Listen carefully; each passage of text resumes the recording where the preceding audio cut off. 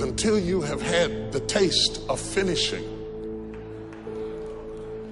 you will not respect yourself.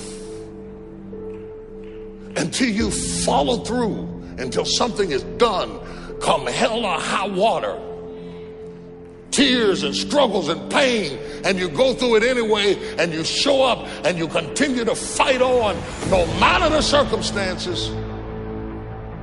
After a while, something begins to wither inside of you. How do you do that? How do you change your mind away from fear to big, hairy, audacious goals? How do you do this thing where you become what you think about? How do you think about something different? Well, you do what you're doing now, but you do it on such a consistent basis that it changes the makeup and the shape of your psyche, your spirit, and your future and your destiny. You need to learn to think, because thinking makes you act effectively in the world. Thinking makes you win the battles you undertake, and those could be battles for good things. If you can think and speak and write, you are absolutely deadly. Nothing can get in your way. The number one thing in your world is not your education. It's your dream. So what you dreaming about, y'all? What you still dreaming about? What is God still showing you in your imagination? What are you so afraid of? Why would you not take that leap and go for it before you mess around and die? Why would you not go and see what God really got for you before you leave this world? Why would you hang on to a job? If you live in paycheck to paycheck right now, when you retire, they're going to give you 1/3 of what you can't live on now. They're going to give you a gold watch and a turkey, and they're going to set you on out to pasture. If I was you, before I leave this world, I'd go see what God really got for me. Just take a chance. Now here's why you should take the chance. Name me one time God has not pulled you through. Just name it. Name the one thing God has never pulled you through. If he ain't pulled you through it, he's currently pulling you through it right now. And the reason I know I'm telling the truth is because you're sitting in here. If God was through with you, he wouldn't wake you up no more. When he wakes you up, it's because he ain't through with you yet. He got something else for you. So why don't you go see what that is? Look, it's mostly black people in here. Why we keep living our lives like we still slaves? Why we got to live our lives like we owe them something? Man, you owe yourself something. Go be free. Go see what God got for you. Oh, Steve, that's easy for you to say. You rich. Hell, did you hear me? I lived in a car for 3 years. On October 8th, I won $50. October 9th, I quit. How big a jump you want to take? You ain't even got to do that. A lot of y'all got savings. You may not have 3 years up, but you only need a little bit. Just jump. Go see what God got for you. Quit sitting here in your life posturing like it's okay. Quit funking the fake. Quit faking the funk. Quit got people thinking you something you ain't, man, when you really know you won't be something else. Some people quit because things are out of control. Nobody quits what you can control. But the moment you get in something where you don't get your way, or you get reprimanded, or you get corrected, or you go through this, or you go through that, or you go through the other, or it's bad conditions or bad circumstances, the first thing the immature mind says is, this is ridiculous, I quit.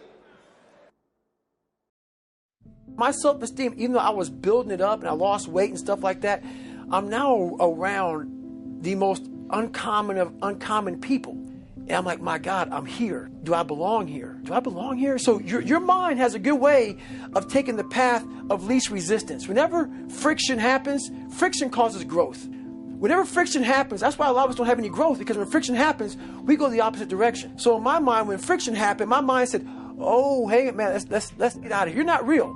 You've lied your whole life. You come from this, you come from this, you can barely read. Those things, so whenever times got hard, my mind said, you're not good enough. Let's go. So my eyes, my mind weren't connecting. So how you combat that is this. I call it the cookie jar. You have to remind yourself. We all have a story. All of us have gone through very hard times. But when we're in a hard time, our mind has a way of forgetting what all we've overcome. I have a way of taking 1 second when I want to quit and saying, okay, you endured this. So I look at my life and how I came up as the ultimate training ground versus most people look at it as why? Woe is me. God, why? Right. Why? I had to flip this upside down and say, hang on a second.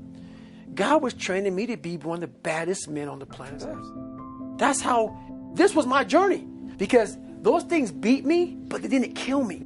You got to have a permeating attitude that you're going to win. You got to have a positive outlook. You got to be optimistic. You got to know you're going to win. You got to, right now, you got to say, I'm going to win. I don't mean just this contest. I don't mean the contest. I mean, I'm going to win. I'm going to win. My life is going to win. There's going to be a victorious life here. Because listen to me, the price you pay for losing here is too extreme. You have to carry the burden of failure the rest of your life. You carry that around with you if you fail here. The biggest thing that breaks my heart is you feel the spirit right now. And then when you get back, these dream stealers run into you. And they start to steal your dream. And you quit.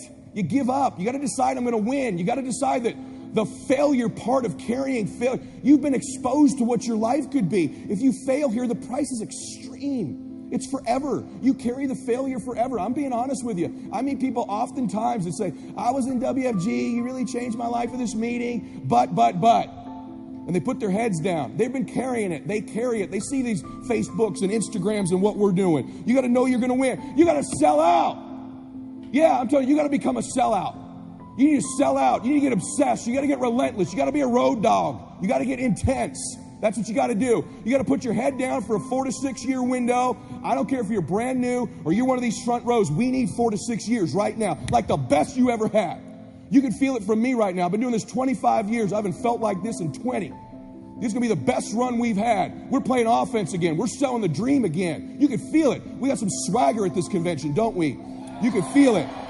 You can see the videos. We need your best. Let's go on a run. See, we're a family. We're a dysfunctional family sometimes, but we're a damn family. We don't always get along, but at the end of the day, we've done something great together. We've made history together. It's so funny we're talking about, there's nothing even remotely, there's not even something even 22% the size of WFG. It's hilarious that somebody you think that there's something like this. My God, this is a behemoth. This is the Lakers, this is the Yankees, this is the Celtics, this is the Dallas Cowboys, this is the Patriots. There's nothing like it in the world. There's some dream stealers. You need to look out for these 4. I don't want them to happen to you. You ready? Say yes. Dream stealer number 1 that'll take you out of here. Lack of confidence or faith. Lack of belief. It'll steal your dream. You got to know you're going to win. You got to have some faith. These people sitting around you right now, they're whispering to you, you could do this. I believe you. Just like when you were a little boy. Just like when you were a little girl. They've always believed in you. They've always known you were going to do something special. They always knew you were great. You need to know it. You need to take that God that's sitting there with you and those precious souls that have passed, that have always believed in you, and you carry them with you everywhere. They're with you anyway.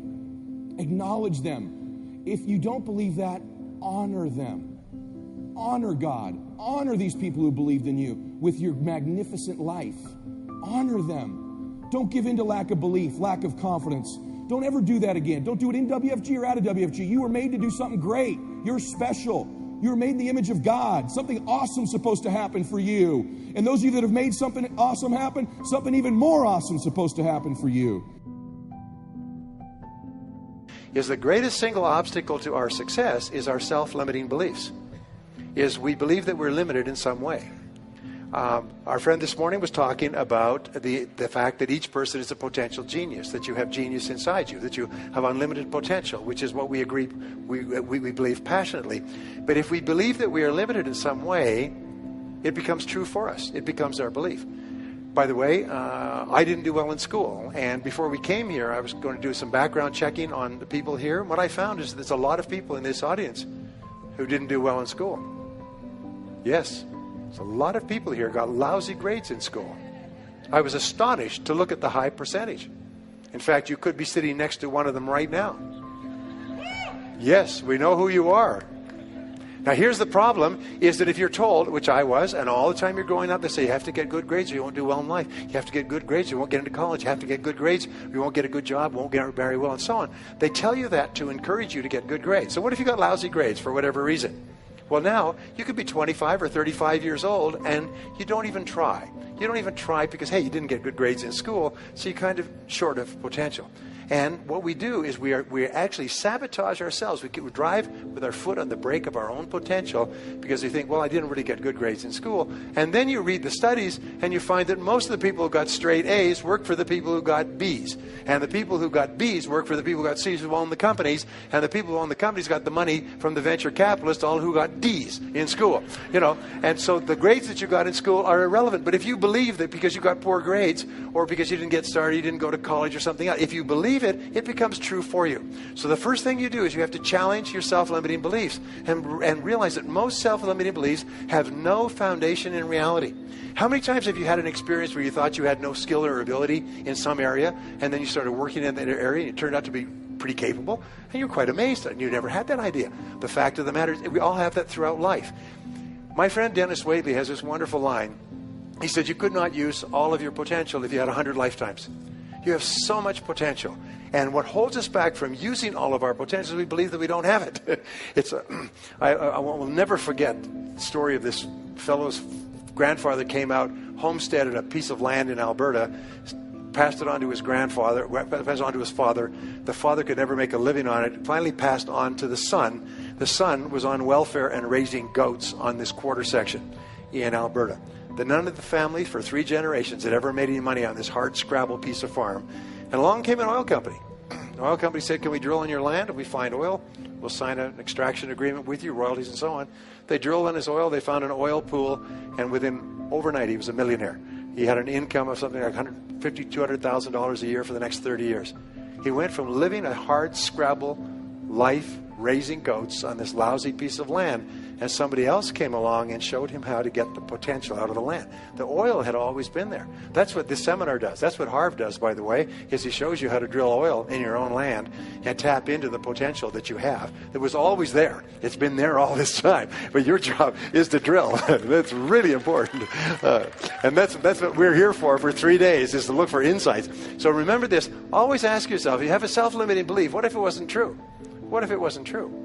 My son, going back to David, David was really shy when he was growing up.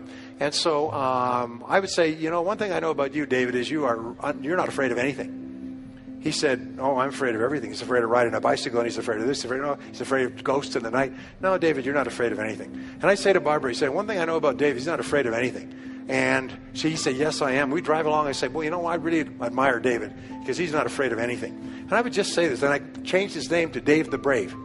And then I shortened it to Le Brave. I say, where's Le Brave? Where's Le Brave? Where is he? How are you doing, Le Brave? I called him that. I started calling him Dave the Brave all the time. And, at a certain point in his life, he started saying, something, I'm not afraid of anything. It changed his whole life. You reprogrammed him to tell him, because other than that, he had a self-limiting belief. And it's really important. Anyway, so your beliefs are important, and your whole attitude toward life is determined by your beliefs. And here's the interesting thing. You come into the world with no beliefs. Every belief that you have, good or bad, you learned from childhood. And most of your self-limiting beliefs, if not all of them, have no basis in reality. Is you have the capacity to do anything, be anything that you want. You could learn any subject. You could become a doctorate in any university. You could memorize, then learn languages. And the more you learn, the more you can learn. The more you use your brain, the more your brain is capable of learning more things. But what holds us back is, I could never learn languages. Shut up. You could learn languages. I'll tell you what, you went to a foreign country, and the only way you could eat is to learn the language and the words for the food. You'd learn languages at a speed of summer lightning. I know, because I've been there. In other words, the self-limiting beliefs have no reality. So the belief that you have to have programmed in, put in your computer, is that you are going to be a big success in life. And everything that happens is part of this great process. Now, the next law is called the law of expectations. Again, there's libraries of books and years of research on this. Expectations theory, by the way, is the foundation of all economics. It determines the drift of stock markets, the movement of world finances. It determines the investment. Entrepreneurs have high expectations that their entrepreneurial efforts are going to work. We would not start a business without high positive expectations. So expectations have an enormous impact on our attitudes. And here's the interesting thing, is if you believe you're going to be a great success, you expect everything that happens to be part of the great plan. So if you have positive expectations, like a kid's first Christmas, you're positive all the time. And the key to being positive is to look for the good. Expect good things to happen. We say that whatever you expect with confidence becomes your own self-fulfilling prophecy.